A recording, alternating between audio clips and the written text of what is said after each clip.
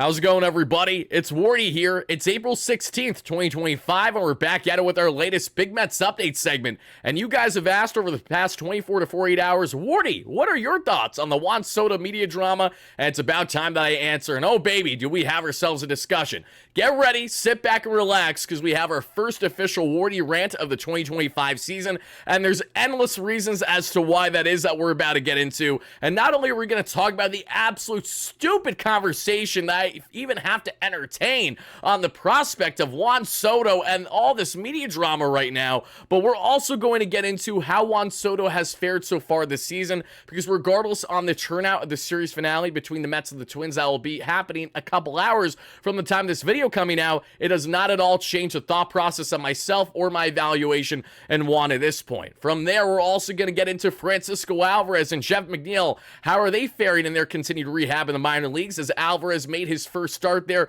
not in Port St. Lucie, but this time in Double-A with the Rummel Ponies. There were both positives and potential negatives, and we're going to get into all that and then some, and we're going to wrap up the show by getting into a true deep dive on the Mets' latest prospect report, getting into all the key takeaways from Port St. Lucie all the way up to AAA Syracuse from the past night or so in baseball. Thank you guys kindly for smashing that like and subscribe button as you first chime in. Let me know all your initial reactions in the comments down below. What is going to be a heated conversation, but a needed convo on the Juan Soto front.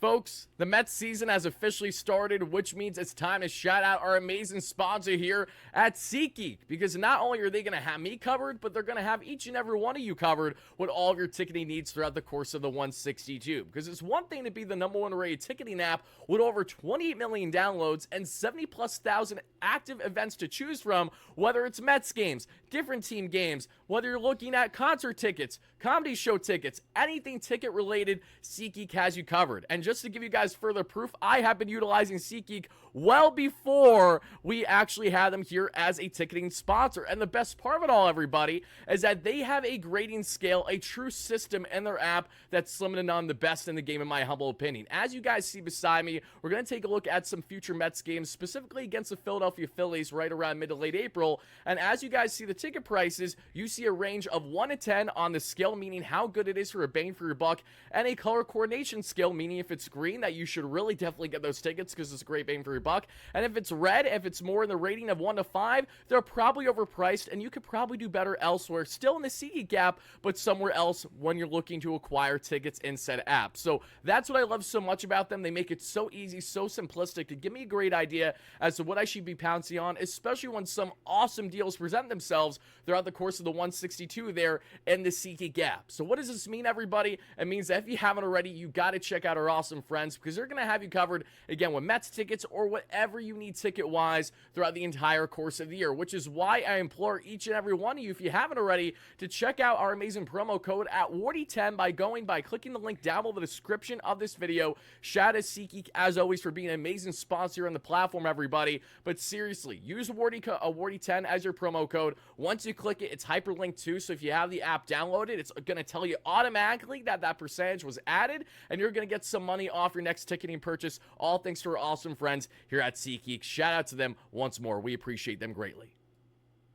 Okay, folks, let's start this conversation with some key context, because it's important. As many of you know, I am a reoccurring contributor for the New York Post Sports YouTube channel and their socials, and I've had an absolute blast working with them over the past year plus, with my guys Brennan London and Dexter Henry especially. I don't have any ill will with the people that I've worked with at the Post or people that are in the writing space at the New York Post, but what I'm about to explain is my genuine reaction, not only as a fan of the Mets and a fan of the game today, but also as a fellow talking head that's built a following with my takes and a lot of things having to do with the New York Mets, obviously. And I have to be completely blunt and frank by saying that what you see beside me is the latest prime example of why there are so many players in today's media, and I've spoken them personally one-on-one, that cannot stand media, talking heads, including myself. I'm sure the James McCann family absolutely despises me. If you know, you know, just from my previous reactions on the platform, as is the case with any Met that hasn't fared well here since Steve Cohen became owner. I've let it rip on that front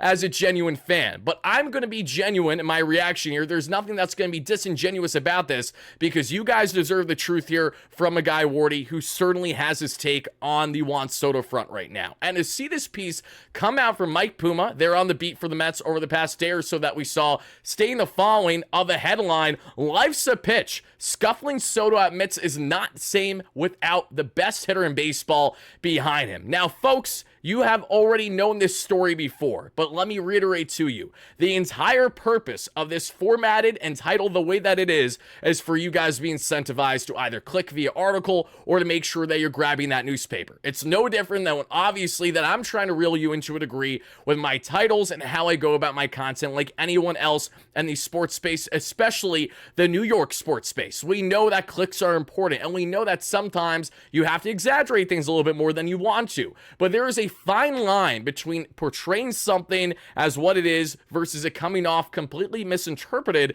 the way that I truly feel that it's portrayed here. What is the context, you might wonder and ask? Well, unless you've been living under a rock, let me fill you in. Mike Puma asked Juan Soto his thoughts about his plate approach, and Soto replied specifically by being honest, by just saying, "Hey, listen, this isn't the same as it was last year, obviously. I don't have the best hitter in baseball behind me," and that was not ever a slight on the polar bear and Pete Alonso. It's a fact. Anyone with common sense and a brain that's watched baseball knows that Aaron Judge does laps around Pete Alonso of an overall player. One player has averaged over 100% better than the average batter in baseball the past 3 or 4 seasons, while the other had to settle with a 1-year guaranteed contract to return to his hometown team, not hometown, but homegrown team, going back to when he started in 2019, that being in Alonso. Pete is playing at an MVP caliber level right now. That cannot be forgotten. He is looking tremendous to start the season. But this was never about nitpicking that, oh, I miss Aaron Judge and I don't like Pete Alonso here. It was nothing ever of the sort. But because Juan Soto was genuine and honest in how pitchers are approaching him, which, breaking news, everybody, listen to this. You want to get ready for it? When you don't have Aaron Judge behind you, that's going to cause you to be worked around when you're a generational hitter yourself. Who would have fathomed the idea that Juan Soto is going to get more walks with Pete Alonso batting behind him? Oh, shucks. Well, that's a first. Seriously, can we cue the sarcasm even further? It is beyond ridiculous that what is a common sense thing, something that does not take a rocket scientist to realize. This is not even something that need to be voiced in any which way, shape, or form just because we already know this. We all know that Aaron Judge is a better player than Pete Alonso, nor is it a slight at all at Pete. He's playing great right now, especially. That's awesome. And Aaron Judge even replied to these comments because of how much the media, of course, had to run with this the way that they always do. But the entire premise of that conversation was that, yes, Soto has had a different plate approach this year, and it's not just about hitting home runs. It's obviously about playing his part and letting a guy in Alonso do his thing, as he broke down in this extended piece of an article as well. There was nothing ever negative from the start, but they ran with it and purposely had it portrayed for Yankees fans to eat it up for breakfast, and obviously that's far from shocking. Yankees fans are still dealing with the pain of that X. That's an absolute dime. It's a 10 out of 10, but the X didn't want to come back, and somehow, some way, the X actually wanted to go to your best friend across town, but you haven't talked to in a very long time, and things are uncomfortable now, and they don't know how to get over the breakup. That's been the vast majority of the Yankee fan base, at least that I've seen on social media, and they have since run with this to believe that, oh, he misses Aaron Judge so much, of course he made the wrong decision. Whatever's going to help you sleep better at night, Yanks fans, is perfectly fine with me. Why? Because I'm not letting this live rent-free in my head the way that Juan will live rent-free in your head for the next 15 years. When the reality is, Juan Soto will retire as a New York Met. He will likely go into the Hall as a New York Met. He will have spent time with at least 4 different clubs in his respective career, and the one team that he will have spent the least amount of time with will always be the New York Yankees, and that one and only season in 2024. So not only was this a clear purpose to get the reaction out of Yankees fans specifically, but equally to get Mets fan rage reaction, which is going to further incentivize you to click on the damn article, to go ahead and check out the piece in every which way, shape, or form and have a conversation about it. When I saw this start to blow up, I didn't want to go out of my way to just make an individual video about it right away, because I know that that's only adding fuel to the fire. That's not the point. So that's why I'm combining this with all the other topics that we have today, one. And secondly, I'm just beyond disappointed, because you would think, especially for someone like him, and I'm not going to say names, but you know exactly what I'm talking about, who's been in the game, who's been the beat this long, that they would understand obviously what they're doing. But still, they go out and they act so surprised when you have a negative reaction from the vast majority of the fan base, and like it's purposely set up and put on a pedestal to make you believe one thing, when the average baseball fan will come across that quote, will come across that headline, and make a reasoning to believe that, okay, this is actually what it is. We're going to believe it on face value. We're not going to deep dive it. We're going to judge the book by its cover. And that is what is the biggest problem about this. That's why this was ran over the past day plus. And not a slight at all to my guys, but again, like my guy Fuzzy out here is making a video right away on, oh, does Juan Soto miss the Yankees apparently and Aaron Judge? Obviously, he's doing that to reel you in too, because he knows it's a hot button topic. And I get that. I respect the game 100%. But even I'm not going to go out of my way to say and spew such nonsense, because again, it doesn't take a rocket scientist to understand common sense here. No one is saying that Pete Alonso is a better player than Aaron Judge. If you are, you're not paying attention. You're not actually locked in as a baseball fan, because all the numbers, all the endless examples are there to say that Judge is in a class of his own. It's apples and oranges. But that's okay. That was never the issue. And Soto only spoke glowingly about Alonso in this exact same piece, but that's not the point. It's how they portrayed it, and it's how the titling was. And this exact is a perfect example of, again, how there are so many players when evaluating the media, when evaluating talking heads like myself, that cannot stand them, because as soon as they open their mouth, as soon as they be honest about something,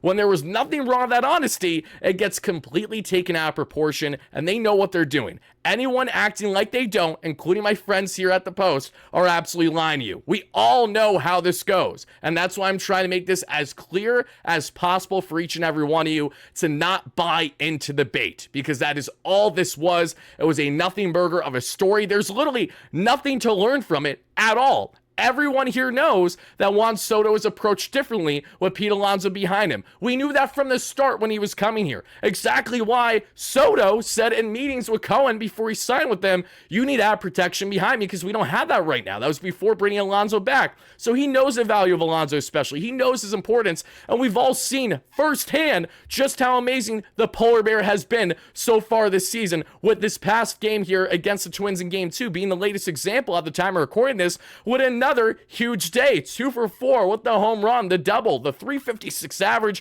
a roughly 1200 OPS, the best in the National League right now. The Polar Bear is doing his part. He is carrying this Mets team on his back in ways that I feel that I really haven't seen, with the exception of stretches in 2022, and then of course the Juice Baseball rookie era there in 2019. So Pete is doing his job, and I can't thank him enough for that. And you want to know who appreciates that a whole lot? It's Juan Soto. And you want to know what Juan Soto and Pete Alonso are doing? They're hitting bombs together, and we know that this is going to be a deadly tandem for the two for years to come, not just in 2025, not just in 2026. So the notion that we again have to even entertain this kind of piece coming out, and the reaction from the fans, again, let Yankees fans run with this. Let this be their field day. Let it be the World Series, because it's the only thing close that they're going to sniff as of now. And if that changes this year, then I'll be the first to say that I'm wrong, and I'm a schmuck for it. But I'm liking the odds and the chances at this very point in time. The point I'm trying to make is, everybody, is that when it comes to Juan Soto, this is just the tip of the iceberg. You are going to see countless opportunities by people in the media, as well as talking heads like myself to a degree, that are obviously going to try to pounce on anything noteworthy of Juan Soto, because he's the largest contract in North American sports history, for one. Secondly, it's Juan Soto, one of the best players in Major League Baseball. And thirdly, he's in the New York market. This is not like Buddy's playing in Kansas City with the Royals, where no one's going to talk about this outside of Bobby Wood Jr. being a dog. No one hears anything about Kansas City. Not a slight on them, because they beat us in 2015. Just making an example from a small market to a big market. It's New York. Everything's under the bright lights. Nothing of this is surprising. Soto is going to deal with smear campaigns. Soto is going to deal with lies said about him. Soto is going to deal with people running away with one quote for the next number of years, because that is just how the New York media and the market and us fans tend to be. So all I'm saying, everybody, is for anyone that initially had a reaction to that piece that was either bothered by Soto, please understand the context, because the context is common sense. If this piece never came out, the exact entire situation would have still been true. Until we see things drastically change in how pitchers approach Juan Soto, we know that's obviously different from Aaron Judge to Alonso. That's okay. That's normal. And again, it doesn't take a rocket scientist to put two and two together. But unfortunately, the media ran with this over the past day to make you think that things were going to be different than what they actually were in reality. And the whole purpose is they want you to think a certain way, go out of your way to click, and then find out in the full form what is actually the case when it's a nothing burger. Do yourself a favor. Don't bother. Focus on the next Juan Soto headline when it's actually a positive one and not the stupid nonsense I feel like we've gotten countless times already to begin the season. And like I said, it's the tip of the iceberg, which means we're still going to have many more years of this kind of stuff being the case, especially with him being a former New York Yankee. Because until the Yankees get healed and get over the fact of being heartbroken by their ex-girlfriend, that being the case of Juan Soto here, this is going to further be the case. Because obviously the Post, no different than anyone else big in the New York sports space, they're covering both the Mets and the Yankees. So it's further incentive for them to try to kind of stir the pot and have this quote be presented the way that it was. And thank you for coming to my TED Talk. But enough on the ranting there, everybody. Final thing I want to show here, and again, I love all my people at the Post. This is not a slight, this is nothing personal against Mike Puma, nor is this personal against who I know John Heyman has been talking. I'm basically saying how there was essentially nothing wrong here outside of the fact that, maybe that quote shouldn't have been said now when Alonso's playing so well. I'm sorry, why are we even critiquing the idea of that quote coming out when nothing was wrong that was said? It was a fact. It was an actual fact. But again, you see how ramped up I'm getting over nonsense I shouldn't care about? I'm sorry. I'm doing it for you guys, so that way we can just put this to bed together. But before we put it to bed, the final thing I have to say is what Aaron Judge had to say. Aaron Judge spoke to the media about this because why? Of course they have to ask him because Juan Soto mentioned Aaron Judge before, so it needs to be reaffirmed. And Aaron Judge, being the class act that he is, the captain that he is for the Bronx Bombers, it's really hard not to be a huge fan of Aaron Judge outside of the fact that he's a New York Yankee because he's generational as a hitter and he's a great human being from everything that I've known and heard at this point. And he replies the following, and I quote, Soto has got probably one of the best hitters in the game behind him right now with what Pete Alonso's doing. They're going to be just fine. See how Judge doesn't even want to entertain this, but he gives you the proper answer, what you're looking for, like the true captain that he is for the Yankees, everybody. So if you're hearing that from Aaron Judge himself, that should put to bed everything else. Then you add in the fact that, again, this was common sense. But I digress. That's the final thing I have to say on that front. Now, folks, let's go from talking about the nonsense that had everything to do with this Juan Soto piece that I'm not going to call a straight up hit piece, but it was certainly a piece to stir the pot purposely, and they knew exactly what they were doing. Again, never believe for a second when they say, oh, kind of to belittle you, to kind of make you feel down, to be like, oh, actually check out the article and realize that you're wrong. No, don't bother doing that. We all know the answers here, and I just explained them to each and every one of you. But now, folks, let's go to talk about the Soto drama to now getting into what is happening with Francisco Alvarez and Jeff McNeil, and then we're going to pivot from that into the prospect report to wrap up the show. And I would like to first start off by getting into a key prospect update having to do with Ronnie Mauricio, because I know a lot of you guys were excited to check out our video this past day on the Ronnie Mauricio news that he's finally back in game action. The only problem, however, is that I don't have any answers for you as to how he did, because there was some confusion, because initially we saw Hector Gomez report that Ronnie Mauricio would be getting his first minor league game of the year in Port St. Lucie or so, when that isn't completely wrong, but it's not with Port St. Lucie, the Mets, as their single A team. It's in the Florida Complex League as further spring training. So like the backfields, essentially. It's not like he's actually there playing as part of the Syracuse Mets, the Binghamton Rumble Ponies, the Brooklyn Cyclones, or the Port St. Lucie Mets. He's just getting further work in, but actually getting some live game type action in at the DH position to start. So that is why I don't have any real updates for you on Mauricio. I didn't find out anything public over this past day as to how he fared in that first game or so, but I'm sure we will have clarity on the Mauricio front in the next day or so, and I will relay that to each and every one of you. But going from Ronnie Mauricio, let's talk about a guy that he played with that I actually remember like it was yesterday, and I have the card. I'm actually looking at it right now on my wall, and it's a $5 Wednesday night there for the Brooklyn Cyclones, and it has Brett Beatty, Francisco Alvarez, and Ronnie Mauricio on the cover. Ronnie, we're hoping can blossom.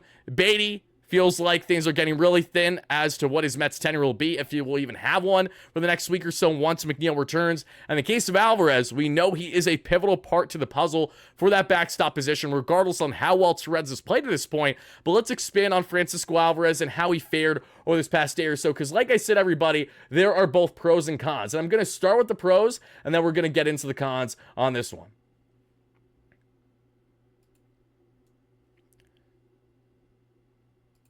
Two balls and two strikes now to Alvarez. This one driven in left field. Back goes Mendez. He'll look up and see you. Francisco Alvarez drives this one out to left center field for the home run that ties it up. We are tied at 2. So Chase got ahead of Alvarez. No balls and 2 strikes. He fouled off another. And then he missed a couple of pitches trying to get him out. And ultimately had to come back with a 2-2 pitch and out. That's a plus right there, everybody. Francisco Alvarez in his first Double-A game as he continues his rehab, going from Port St. Lucie all the way up to Double-A now, was actually supposed to go right to Syracuse, but because of inclement weather, that's why he went to the Rumble Ponies, at least as of now. Hits that absolute tank there in Reading, which isn't far from me at all as a PA resident, as a Mets fan, and the Syracuse Mets were just in the Lehigh Valley this past week, so I feel like a schmuck for not attending any of these games, but it's not my fault that a lot of these games are unfortunately timed around the same time as a Mets game, and your boys got work to do. We got to cover our post games every single night, so it is what it is. But Francisco Alvarez gets the party started here in this matchup that we saw for the Rumble Ponies with a home run. He would also get on base a second time that we saw, that you guys can see right here now with his second hit.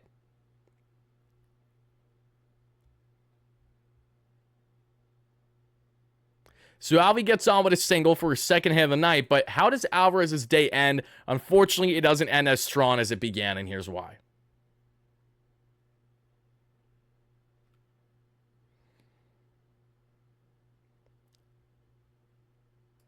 Literally can't make it up. Alvarez got hit right on that same hand. A broken hamate bone. That same hand that he just had his procedure on.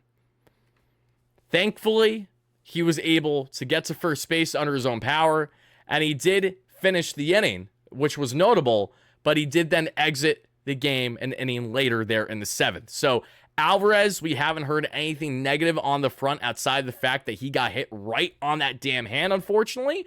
But with that being said, fingers crossed and God willing, it's nothing too concerning with Alvarez, and they just took him out after the 7th inning, or around the 7th inning, to just for precautionary reasons that they didn't want to risk anything. But nothing worse than when you're on a rehab assignment where the entire point of the assignment is for you to get healthy and to ramp up. And what does Buddy do? Of course, because you're in Double-A and he can't control his pitches. I never want to see that schmuck again, whoever 47 is. And that's why we got a bubble wrap Alvy here now. But between Alvarez hitting an absolute tank that we saw with the nice swing mechanics, a single, and then unfortunately the hit by a pitch, still had himself a very good day there that we saw for the Rumble Ponies. But this is a sour note to the end of what was a strong day for him. And you just have to hope that it's nothing to be concerned about. Because if he has any setbacks because of this nonsense, I got to find where 47 is from, and we got to do something about it. And obviously I'm joking when I say that, but definitely grinds my gears to see Alvy, out of all people, get drilled where?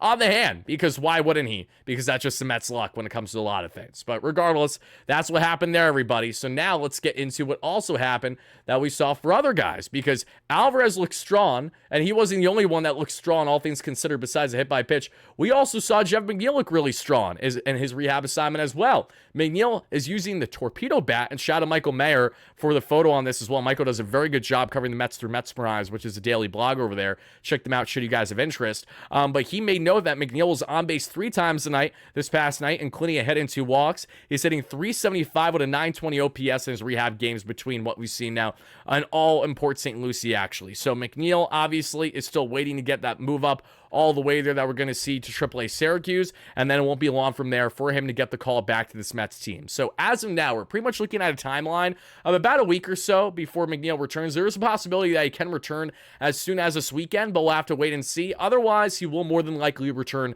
sometime next week, and Alvarez is in a very similar category when it comes to when he will return to the club for obvious reasons. And that's why we broke down in our Big Mets Updates video yesterday how with McNeil's inevitable rival back to this team, it won't actually be overly shocking if the Mets get creative with their outfield configuration, and having Acuna get some reps at center field, something that he did pretty comfortably and quite a bit last year in Syracuse.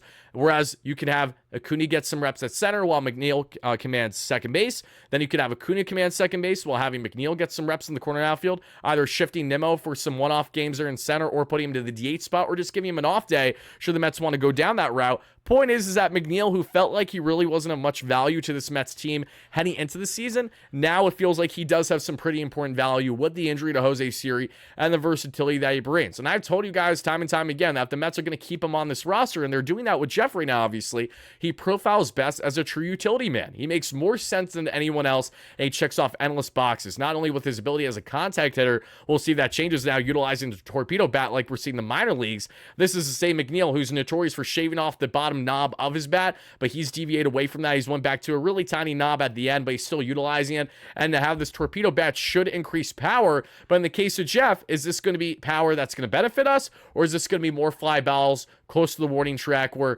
instead of McNeil giving us a 2-3 hit game, he goes 1 for 5 with at least a single, and that be that? Like, that'll be frustrating if that's the case. McNeil has been and will continue to be truly a true slap hitter, a contact machine when he's right. I know today's game doesn't love players like him, which is why I'm curious as to what his future holds in the organization. But for right now, he especially makes endless sense as a guy to consider in that utility role, getting consistent playing time, but in various positions. And then especially a guy off the bench every once in a while. I feel like I'd have a good amount of confidence in McNeil coming off the bench, as long as he's not ice cold and, upset about the fact that he didn't get the start and he's not coming in until the 6th or 7th inning to pinch hit for Acuna or someone based on the starting pitching matchup. So when I look at Jeff McNeil and his upside, that is why I evaluate. It's truly the versatility with him, and especially with Jose Siri down now, the Mets are going to have a lot of creativity to do on the front of their roster. But with that being said, everybody, we talked about Jeff McNeil, we talked about Francisco Alvarez. So before we get out of here, let's give you guys a quick rundown on the latest Mets farm report, because plenty of things have transpired on the farm over the past couple of days,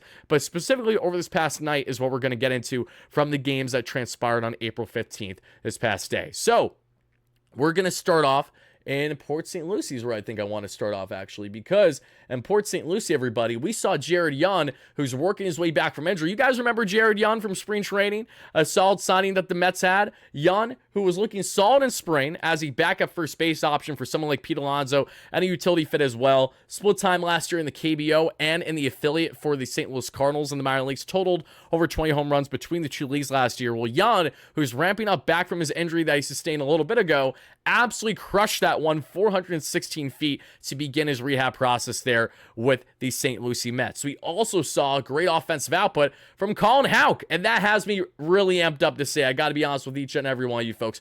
Colin Houck, who the Mets drafted in the first round 2 years ago, I've been kind of a little too hard on for a guy that's only been playing one true year in the minor leagues this past year, but he was abysmal last year for St. Lucie. He was not good at all. This year, looking a lot better. Colin Houck had a triple and a bomb that you guys just saw as the St. Lucie Mets absolutely curb stomped their opponent and their 17-6 victory against the Tarpons. St. Lucie's 5-5 on the season throughout their first 10 games. McNeil went 1 for 3 with 2 walks that we broke down. Then we saw Colin Houck with that big day, including the triple and the home run, 3 RBIs for him. Jared Young had a 3-hit game, including the home run and a pair of RBIs. We saw Marco Vargas look good as well, 1 for 4 with 3 runs scored and a pair of walks. We also saw Davison Gutierrez, who's been looking great so far as a Venezuelan catching prospect, 1 for 5 with a run scored and an RBI that we saw from him. We also saw Young there rip himself a home run, that being in Jared Young. I apologize, I just said that already. We saw, let's see, Wilhoit, and I could be butchering his name, at first base. He had a home run as well, went 2 for 4 with 3 runs scored and 4 RBIs. So a lot of offensive output, to say the least, from the St. Lucie Mets in this matchup. And pitching-wise, there's really nothing to make note of. So we're going to hop from there to then getting into the Brooklyn Cyclones. Because the Brooklyn Cyclones, everybody, how did they fare? They won their game 8-7 over the Ironbirds, and they are 7-3 so far this season. And that's thanks to guys like Boston Barrow, who won 1 for 2 with 2 runs scored and 3 walks, leading off at second base and getting some time at short. Like Barrow a lot, he's got to keep an eye on this year. Then we saw there Mr. Ortega, and I got to check, is this Rafael Ortega or is this someone else here? It is Rafael Ortega. So Rafael Ortega must have been rehabbing to a degree as well, because I can't imagine otherwise why he would be playing for the Brooklyn Cyclones. But Ortega and his rehab, who the Mets signed in spring training. Ortega was with the Mets in 2023, has plenty of MLB experience as a corner outfield fit, like Billy McKinney, Billy Mack there with AAA Syracuse,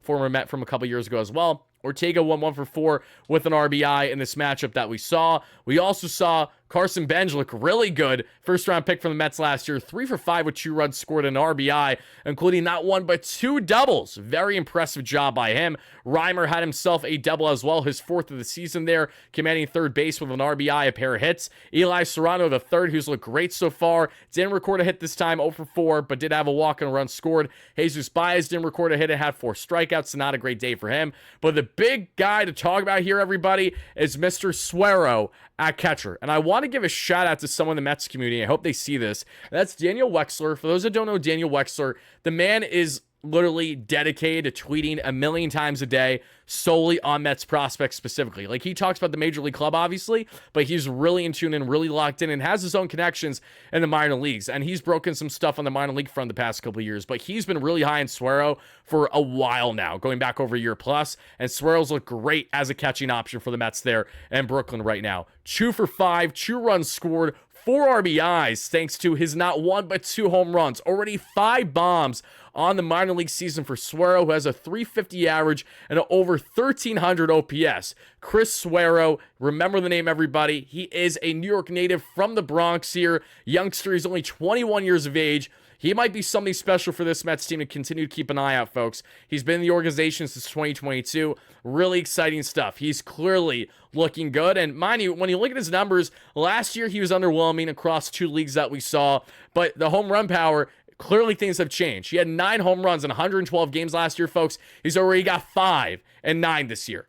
Things are changing. He's gaining more power, and he is yet the latest catching prospect, along with Davison Gutierrez, to pay attention to in the minor leagues. But not only is Suero really impressing everybody, but now let's get on to what we saw from the pitching end, because Jonathan Santucci looked pretty solid, and I think I have a Santucci note to share with each and every one of you. If I don't, I apologize. Here we go. Michael Mayer, always chefing it up there with all the prospect updates. Jonathan Santucci, 2nd round pick from this past year for the Mets, went 3.2 innings. Mind you, he gave up 3 hits, but only 1 exited the infield, so context is important. 1 earned run, 1 walk, 6 strikeouts there. And that's exciting to see for Santucci, who has plenty of upside.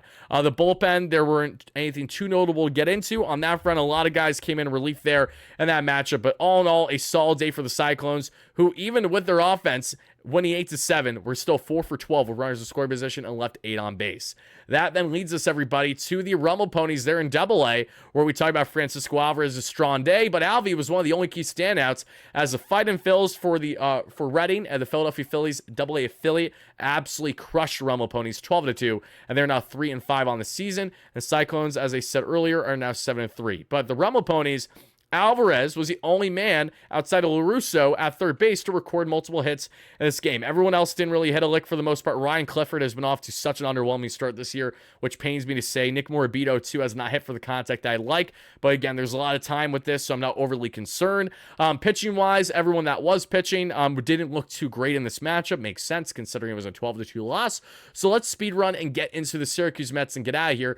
They are 6-9, nice on the season, but they had a 10-2 victory over the Buffalo Bisons, which, if I'm not mistaken, is the affiliate there for the Toronto Blue Jays. And what we saw offensively was Nico Goodrum, who won 1 for 2 with 2 runs scored at third base and 2 walks. John Singleton, 2 for 4 with 2 runs scored and 2 RBIs. Joey Meneses had an offer, which is surprising. Billy McKinney, 1 for 3 there with a couple strikeouts. Luke Ritter, 1 for 2 with a run scored. So, Celestino at center field, 2 for 3 with a run scored and a couple RBIs. Off to a great start this year, but it's still Jose Azcar's job to lose, in my opinion, as the call-up for Jose Siri barring changes. And Azcar didn't even start in this game, which is further proof that he will be coming up with the Mets shortly, in my opinion. Jackson Reitz looked great at catcher, 3 for 3 with 4 RBIs. I saw him hit a grand salami in person in spring training this year. And De Los Santos, who looked solid in spring training at shortstop, 2 for 3 with a run scored and an RBI. But the home runs came from Jackson Reitz, who had not 1 but 2 home runs.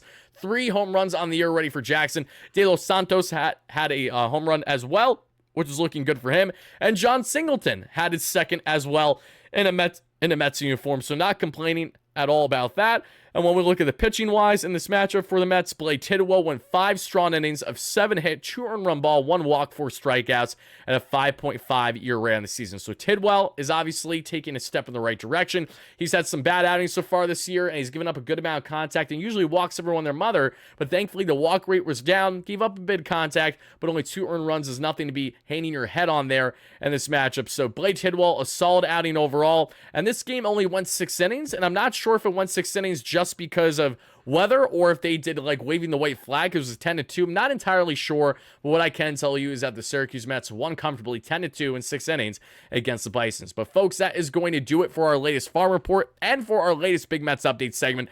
Thank you guys all so much again for watching. Let me know all of your key takeaways in the comments down below, especially on the Juan Soto front and what was nothing more than a nothing burger of a piece that came out just a couple days ago. Once more, not a slight at all to Mike Puma or anyone there with my family there at the New York Post. But again, I'm going to be honest with my reactions as a fan and as a talking head. And if I wasn't, I wouldn't be genuine. It would be disingenuous, and that's not right to you guys, who are the exact reason as to why I've now built up a platform to be able to not only be a talking head, but to be a reoccurring contributor with the Post, the Bleacher Report, and everything else that we're cooking up this season. So thank you guys again for the support. I'll see you all in the next one. And until then, have a great rest of your night, evening, whenever you're watching this. This is your guy, Wardy, signing out. Peace out, everybody. Have a great one.